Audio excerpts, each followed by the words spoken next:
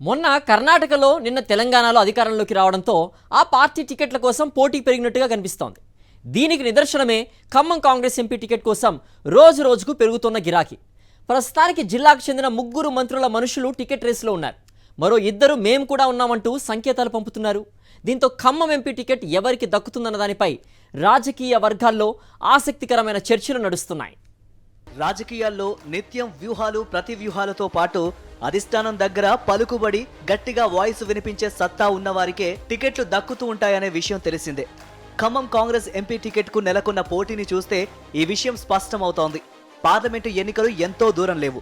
దాంతో ఎవరికి వారు సత్తా చాటడానికి టికెట్ దక్కించుకోవడానికి విశ్వ ప్రయత్నం చేస్తున్నారు.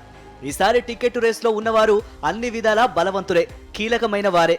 గత ఏడాది చివర్లో జరిగిన అసెంబ్లీ ఎన్నికల్లో బీఆర్ఎస్ పై కాంగ్రెస్ విజయం సాధించి అధికారంలోకి వచ్చింది.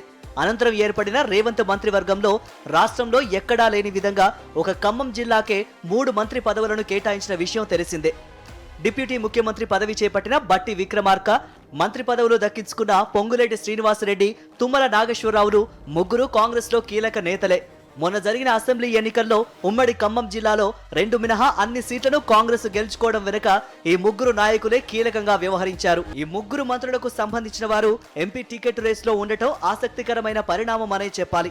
డిప్యూటీ ముఖ్యమంత్రి బట్టి విక్రమార్క సతీమణి మల్లు నందిని ఎంపీ టికెట్ పై ఆశలు పెట్టుకున్నారని సమాచారం.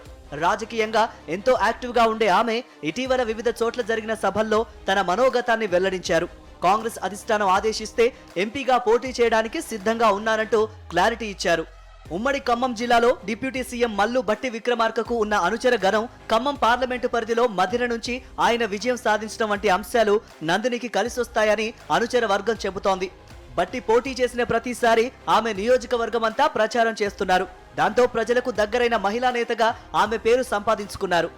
ఖమ్మం పార్లమెంటు పరిధిలో ఉన్న పరిచయాలు, బట్టి నాయకత్వ పటిమ కలిసొస్తాయనే భావనతో పోటీకి సై అంటున్నారు. ఉమ్మడి ఖమ్మం జిల్లాకు చెందిన మరో కీలక నేత మంత్రి పొంగులేటి శ్రీనివాసరెడ్డి సోదరుడు పొంగులేటి ప్రసాద్ రెడ్డి సైతం ఎంపీ టికెట్ కోసం ప్రయత్నాలు చేస్తున్నారు.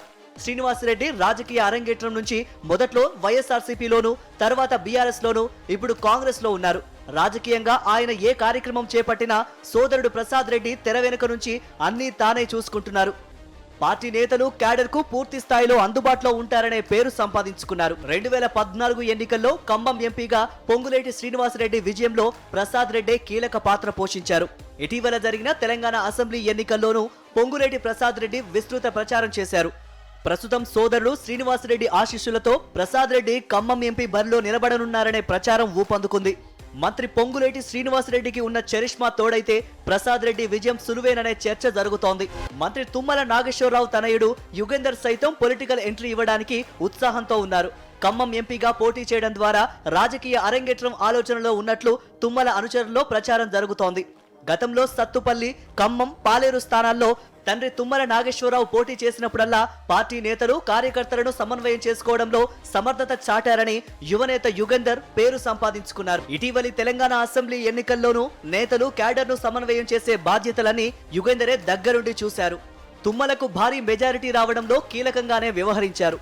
దీంతో యుగేందర్ ఖమ్మం పార్లమెంటు స్థానం నుంచి పోటీ చేస్తారంటూ తుమ్మల అనుచరుల ద్వారా సోషల్ మీడియాలో విస్తృత ప్రచారం జరుగుతోంది. ఈ ముగ్గురితో పాటు మరో 2 నేతలు సైతం ఖమ్మం ఎంపీ టికెట్ రేసులో ఉన్నారు. వారిలో ఒకరు కేంద్ర మాజీ మంత్రి రేణుకా చౌదరి అయితే మరొకరు ప్రముఖ వ్యాపారి వంకాయలపాటి రాజేంద్ర ప్రసాద్. వీరిద్దరూ ఎంపీ టికెట్ కోసం ప్రయత్నాలు చేస్తున్నారని తెలుస్తోంది. మరోవైపు సోనియా గాంధీ పేరు సైతం గట్టిగా వినిపిస్తోంది. సోనియాను తెలంగాణ నుంచి లోక్సభకు పోటీ చేయాలని రాష్ట్ర నేతలు ఇప్పటికే కోరిన విషయం తెలిసిందే.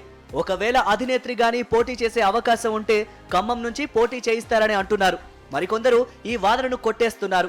మొత్తానికి ఈసారి ఖమ్మం ఎంపీ టికెట్ ఎవరిని వరిస్తుందనే ఆసక్తికరమైన చర్చ ఇప్పటి నుంచే హాట్ గా నడుస్తోంది.